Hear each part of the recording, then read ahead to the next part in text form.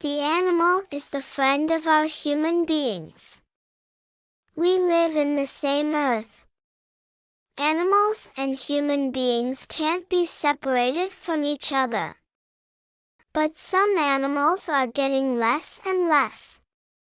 So it's necessary for us to protect animals, especially wild animals. Some people kill wild animals because of money. It's illegal. Besides, because of the development of society, human needs more space to live in. So we explore the forest. Animals have less space to live in.